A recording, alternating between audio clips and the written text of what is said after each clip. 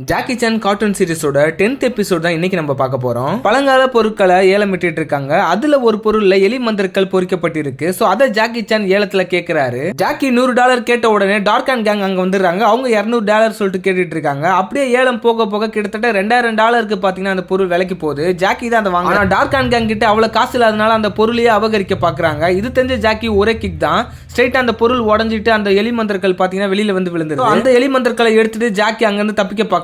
சடனா ஷேடோ கார்ட்ஸும் பாத்தீங்கன்னா ஜாக்கியை ஃபாலோ பண்ணிட்டு துரத்த ஆரம்பிக்கிறாங்க. நிறைய ஃபைட் அண்ட் ஸ்டன்ட்ஸ்லாம் பண்ணி ஷேடோ கார்ட்ஸ் கிட்ட இருந்து தப்பிச்சு ஸ்ட்ரைட்டா டாப் ஃப்ளோருக்கு போயிடுறாரு ஜாக்கி சான்.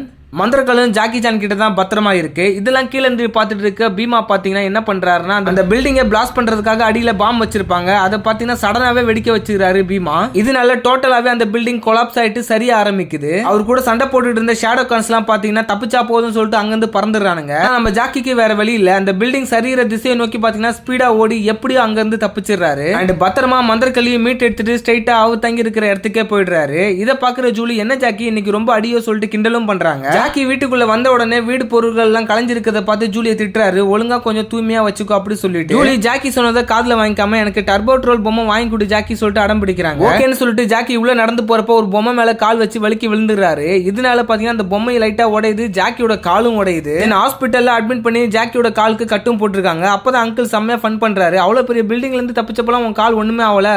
ஒரு பொம்மை மேல கால் வச்சு கீழே விழுந்ததுக்கே பாத்தீங்கன்னா உன் கால் உடஞ்சிச்சடா இதான்டா நேரம்ன்றாங்க. ஜூலி தன்னாலதான் ஜாக்கிக்கு இப்படி நடந்துச்சு சொல்லி ஃபீல் பண்றாங்க. அதுக்கு ஜாக்கி என்ன சொல்றாருன்னா ஆக்சிடென்ட் இருந்து நார்மலா நடக்கிறது. கால் உடைஞ்ச நிலைமையில நம்ம ஜாக்கி பாத்தீங்கன்னா அந்த மந்திரங்களை பத்தி ரிசர்ச் பண்ணிட்டு தான் இருக்காரு. அதுக்குள்ள இருக்க சத்தியம் என்னன்னு சொல்லிட்டு தெரிஞ்சுக்கலான்னு ஒரு வழியா தெரிஞ்சுக்கவும் செய்யறாரு. உயிரில்லா பொருட்களுக்கு உயிரை தரக்கூடியது, அசையா பொருட்களை அசைய செய்யக்கூடியது இந்த எலி மந்திரங்களோட சக்தி என்னன்றாரு. ஜாக்கி காலு கீழே வச்சிருக்க குஷனை ரெடி பண்ணி தரேன்னு சொல்லிட்டு ஜூலி அதை எடுக்கவே பாத்தீங்கன்னா ஜாக்கிக்கு அங்க வலி ஏற்பட்டுருது.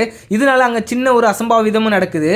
அது என்னன்னா அவங்க வச்சிருக்கிற மந்திரங்கள் ஸ்ட்ரைட்டா ஒரு பொம்மையோட பேட்டரி இதுல போய் விழுந்துருது. இதனால அந்த பொம்மைக்கு உயிரும் வந்துருது. ஜாக்கியும் ஜூலியும் காலை சரி பண்ணிட்டு வரலாம் சொல்லிட்டு வெளியில போயிறாங்க. அந்த நேரத்தில் அந்த பொம்மை பாத்தீங்கன்னா அந்த டோரோட ஹேண்டில் பாரே பாத்தீங்கன்னா உருக்கிடுது. அண்ட் அங்கிருந்து எஸ்கேப்பும். அதுக்கப்புறம் உள்ள வந்து பார்த்தா மந்திரக்கல்லையும் காணணும். அந்த நேரத்தில் அந்த டோரும் பாத்தீங்கன்னா மெல்ட் ஆயிருக்கு. இதை பத்தி கேப்டன் பிளாக் கிட்ட சொல்றப்ப அவர் என்ன சொல்றாருன்னா ஒருவேளை டார்க் அண்ட் கேங் தான் இங்க வந்திருப்பாங்க, நம்ம இடத்த எப்படி கண்டுபிடிச்சாங்கன்னு தெரியல சொல்லிட்டு அங்க செக்யூரிட்டி அலர்ட் பண்றாங்க. ஜூலி மறுபடியும் என்னாலதான் இப்பெல்லாம் நடந்துச்சு சொல்லிட்டு ஃபீல் பண்ணிட்டு இருக்க பாத்தீங்கன்னா அந்த பொம்மை மூவ் ஆகிறத ஜூலி பாத்துறாங்க. சோ அதையே ஃபாலோ பண்ணிட்டு போறப்ப பாத்தீங்கன்னா அது எங்கேயோ போயிட்டு இருக்கு, யாரையோ தேடி போயிட்டு இருக்கு. ஜூலி அந்த பொம்மையை பிடிக்கலாம் சொல்லிட்டு போனா அந்த பொம்மை ஜூலி கிட்டே சண்டை போட்டுட்டு எஸ்கேப் ஆயிடுது அங்க இருந்து. இங்க நடந்ததை ஜூலி ஜாக்கி கிட்ட சொல்றப்ப ஜாக்கி இதை நம்புற மாதிரி தெரியல. பட் ஆனா ஜாக்கிக்கு பின்னாடி பாத்தீங்கன்னா அந்த பொம்மை இருந்துட்டு தான் இருக்கு. சடனா பாத்தீங்கன்னா ஜாக்கியை வந்து அந்த பொம்மை அட்டாக் பண்ணிடுது. அப்பதான் ஜாக்கியும் ஜூலியும் புரிஞ்சுக்கிறாங்க இந்த பொம்மைக்கு உயிர் வந்ததுக்கு ரீசனே அந்த மந்திரக்கல் தான். அந்த மந்திரக்கல் யூஸ் பண்ணதுனால தான் இந்த பொம்மை இப்ப நடமாடிட்டு இருக்கு அப்படின்னு சொல்றாங்க. அதை தொடர்ந்து டார்க் அண்ட் கேங் மந்திரக்கல் கிடைக்காததை பத்தி ஷிண்டு கிட்ட பேசிட்டு இருப்பாங்க. அப்பதான் ஷிண்டு சொல்லுவாங்க அந்த எலி மந்திரக்கல் மட்டும் இருந்தா போதும், எனக்கு ரத்தமும் சதையும் கிடைச்சிரும், அதுக்கப்புறம் நான் மத்த மந்திரக்களையும் எடுத்துருவேன் அப்படின்ற மாதிரி சொல்லுவாங்க. ஜாக்கியும் ஜூலியும் அவங்க கண்ணால பார்த்த எல்லாத்தையும் பிளாக் கிட்ட சொல்லுவாங்க. ஆனா பிளாக்கும் அதை நம்ப மாட்டாரு. சடனா பாத்தீங்கன்னா பிளாக் பின்னாடி அந்த பொம்மை ஏறிடும். இதை பாத்தீங்கன்னா ஜூலி பிடிக்க போறப்ப அந்த பொம்மை எஸ்கேப் ஆயிடும். அதை அப்படியே மலிப்பி நம்ம ஜூலி பாத்தீங்கன்னா சமாளிச்சிருவாங்க கேப்டன் பிளாக். அதை தொடர்ந்து ஜாக்கியும் ஜூலியும் பாத்தீங்கன்னா அந்த பொம்மையை கண்டுபிடிச்சி எப்படியாச்சும் மந்திரக்கல் எடுக்கணும், இல்லைன்னா அது டார்க் அண்ட் கையில போட்டுன்னு சொல்லுவாங்க. ஒன் ஆஃப் த பாயிண்ட்ல பாத்தீங்கன்னா அந்த பொம்மையும் நம்ம ஜூலியும் மோதிர மாதிரி கூட வரும். ரெண்டு பேருமே சண்டையும் போட்டுப்பாங்க. அந்த பொம்மை வேற லெவல்ல ஃபைட் பண்ணும். ஜூலி மேல ஒரு குப்பை தொட்டியை போட்டுட்டு ஸ்ட்ரைட்டா பாத்தீங்கன்னா ஜாக்கி கிட்ட தான் போகும். ஜாக்கிக்கு ஆல்ரெடி பாத்தீங்கன்னா ஒரு கால் அடிபட்டு இருக்கு. அவர் உட்கார்ந்துட்டு இருக்க அந்த வீல் சேரை அப்படியே தள்ளி விட்டுரும். ஜாக்கியும் ஸ்பீடா பாத்தீங்கன்னா பின்னோக்கியே போயிட்டு இருப்பாரு. அந்த ஒரு காலை வச்சு அந்த வீல் சேரை கண்ட்ரோலும் பண்ண முடியாது. கடைசியில மேல ஒரு பேனர் தொங்க விடப்பட்டிருக்கும். அதுல பாத்தீங்கன்னா ஜாக்கி தொங்கிட்டு இருப்பாரு அந்த வீல் சேரை விட்டுட்டு. அந்த பேனர்ல இருந்து கீழே விழுந்தா ஜாக்கியோட கால் இன்னுமே மோசமாயிடும். சோ ஜூலி தான் பாத்தீங்கன்னா அங்க இருந்து சோஃபாவை நவுத்தி ஜாக்கி மறுபடியும் காப்பாத்துவாங்க. இந்த பிரச்சனையில அந்த பொம்மை எங்க போச்சுன்னு தெரியல. இப்போ இவங்க இதை வேற போய் தேடணும். அந்த பொம்மைக்கு என்ன நோக்கம்னு பாத்தீங்கன்னா டர்போ ட்ரோல்னு சொல்லக்கூடிய இவனோட எதிரியை கண்டுபிடிச்சு அழிக்கிறது. ஒரு டாய் ஷாப்குள்ள போயிட்டு அங்க இருக்கிற டர்போ ட்ரோல் பொம்மை எல்லாத்தையும் பாத்தீங்கன்னா இந்த பொம்மை சூறையாடும், பிரிச்சு மேயும். அங்க வேற பொம்மைகளோட பொம்மைகளை கலந்த இந்த பொம்மையை கண்டுபிடிக்க ஜாக்கியும் ஜூலியும் ரொம்பவே கஷ்டப்படுவாங்க. அவங்க கிட்ட இருந்து தப்பிச்சு ஒரு கார் எடுத்துட்டு இந்த பொம்மை வெளியே போறப்ப பாத்தீங்கன்னா நம்ம பீமா கிட்ட மாட்டிக்குது. பீமா அந்த பொம்மையோட ரெண்டு கை காலையும் கட்டி ஸ்ட்ரைட்டா வால்டர் கிட்ட தான் கொண்டு போறாரு.